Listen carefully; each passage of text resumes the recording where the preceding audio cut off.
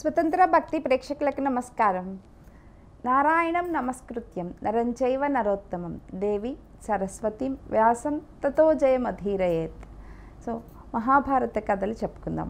ఇక వానప్రస్థాశ్రమానికి వెళ్ళిన తర్వాత అన్నిటినీ త్యజించి, కోరికలు లేకుండా అన్నిటినీ త్యజించి మితమైనటువంటి ఆహారం తీసుకుంటూ దానిని అన్నీ అధీనంలో ఉంచుకొని తపస్సులు మొదలుపెట్టి ఆ తపస్సు నియమపూర్వకమైనటువంటి జీవితాన్ని గడుపుతూ ఉండాలి. ఈ వానప్రస్థాశ్రమంని గడుపుతూ ఉండగా సన్యాసాశ్రమంలోకి వచ్చేస్తాము. ఇక అడవుల్లోనే జీవించాలి. గ్రామాలతో కానీ గ్రామ జీవితంతో కానీ ఎవరితోనూ ఏ సంబంధాలు ఉండవు. ఆహారం కోసం ప్రయత్నించటం ఉండవు. దొరికినది తింటూ, ఒకవేళ దొరకకపోయినా దొరకలేదనే బాధ లేకుండా ఎక్కువ కాలం తపస్సు చేసుకుంటూ తపస్సులోనే ధ్యానంలోనే జీవితాన్ని ముగించుకుంటూ భగవత్ సాన్నిధ్యం కోసం ప్రయత్నం చేస్తూ జీవితాన్ని గడపాలి అని చెప్తారు. అన్నీ విని తాతయ్య గారు, మీ ద్వారా మేము ఎన్నో విషయాలు తెలుసుకున్నాము, చాలా సంతోషంగా ఉంది. మీరంతటి పుణ్యాత్ములు కదా, మా నలుగురి దగ్గర ఎంతో కొంత శక్తి ఉన్నది. మీ అంతా కాకపోయినా మేము ఎంతో కొంత తపశ్శక్తిని అనేటువంటిని పొందగలిగాము. మా తపశ్శక్తిని మేము మీకు దారపోస్తాము. వీటిని తీసుకుని మీరు ఉత్తమ గతులకి వెళ్ళండి అంటారు. అనగానే ముందు ఆయన ఇష్టపడరు. ఒక క్షత్రియుడు ఎవరి దగ్గర నుంచి భిక్షగా ఏవీ తీసుకోకూడదు. క్షత్రియుడికి అటువంటి అర్హత కూడా లేదు. అది ఓన్లీ బ్రాహ్మణులు మాత్రమే తీసుకోవాలి. నేను క్షత్రియుని నేను అలా తీసుకోకూడదంటే, మేము ఎవరో కాదు, మీ దౌహిత్రులమే, మీ కుమార్తె మాధవి పుత్రులమే, మా నలుగురి దగ్గర నుంచి మీరు తీసుకోవచ్చు. మనవడికి తాతకిచ్చేటువంటి ఉన్నత గతులు ప్రసాదించేటువంటి అర్హత వీళ్ళకు కూడా ఉంది. కూతురు పిల్లలకి కూడా మీరు మా దగ్గర నుంచి నిరభ్యంతరంగా తీసుకోవచ్చు అని చెప్పగానే ఆయన సంతోషించి ఈ రోజు నుంచి పితృకార్యాలలో పాల్గొనేటప్పుడు పుత్రుడితో పాటు కూతురు పుత్రులకు కూడా అంతే సమాన అర్హత ఉంటుంది. ఒకవేళ ఎవరికైతే కొడుకులు ఉండరో, కూతుళ్ళు మాత్రమే ఉంటే ఆ కూతురి కొడుకుతో సమానంగా పితృకార్యాలు చేయవచ్చు. ఎటువంటి నిరభ్యంతరం ఉండదు. కొడుకు ఉన్నా కూడా ఈ చేసేటువంటి కార్యంలో ఈ దౌహిత్రుడు కూడా పాల్గొనాలి. అతనికి కూడా సముచితమైనటువంటి గౌరవం ఇవ్వాలి. అప్పుడే ఈ పితృదేవతలు కూడా సంతుష్టులవుతారు అని వారికి చెప్పి వారికి కూడా ఉన్నతమైనటువంటి గౌరవము స్థానముని మొట్టమొదటిగా కల్పించినటువంటి వాడు యయాతి అని చెప్పబడింది.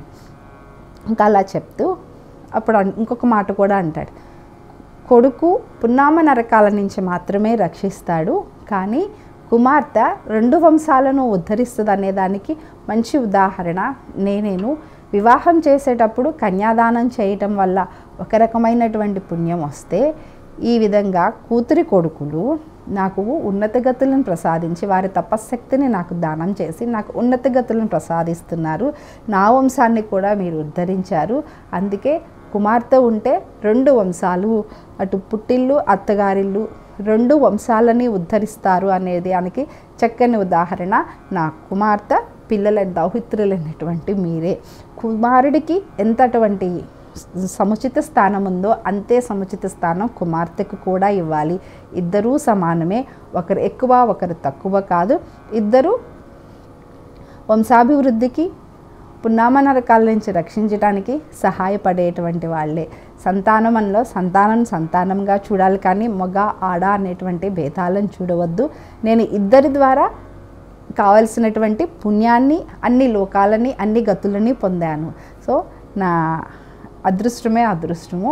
అటు కొడుకు ద్వారా నాకు అన్ని అదృష్టాలు వచ్చినాయి, కుమార్తె దౌహిత్రుల ద్వారా పిల్లల ద్వారా కూడా నేను అన్ని లోకాలని పొందాను.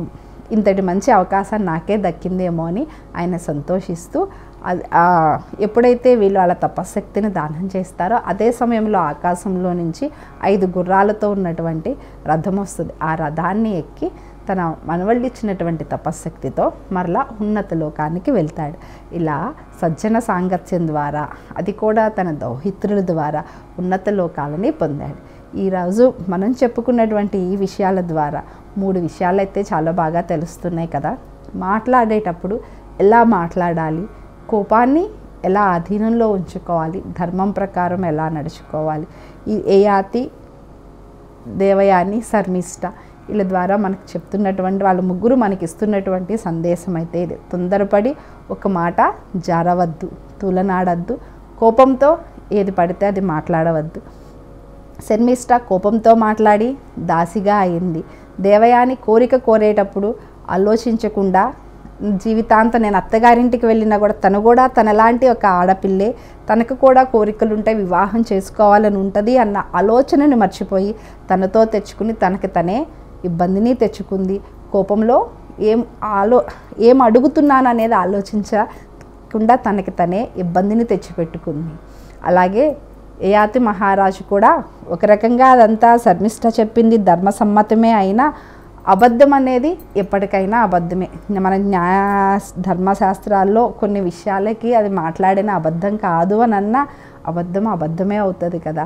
ఆయన కొడుకు దగ్గర నుంచి 1000 ఏళ్ళ జీవితాన్ని తీసుకుని ఆ కోరికలు తీర్చుకుని అక్కడికి తీరక తనని తన అధీనంలో పెట్టుకున్నాడు. మనసుని ఎలా అధీనంలో పెట్టుకోవాలి, కోరికలను అదుపులో పెట్టుకోవాలని యయాతి ద్వారా నేర్చుకుంటా ఆయన కొడుకుకి ఇచ్చినటువంటి ధర్మోపన్యాసం, చెప్పినటువంటి నియమాలు, మాటలు ఎల్లవేళలా మనకి కూడా ఆచరణీయాలే కదా. ఎవరితో ఎలా మాట్లాడాలి, ఎలా ప్రవర్తించాలి, కోపాన్ని ఎలా అధీనంలో పెట్టుకోవాలి. భారతం కథ మొదలైనప్పటి నుంచి ప్రతి క్షణం మాట గురించి, కోపాన్ని ఆధీనంలో పెట్టుకోవటం గురించి చెప్తూ వస్తుంది భారతం.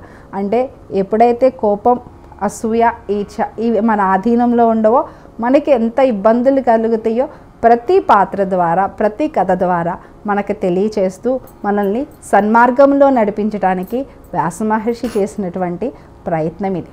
రేపు మరొక కొత్త పాత్రలతో, కొత్త కథతో కలుసుకుందాం. సెలవు.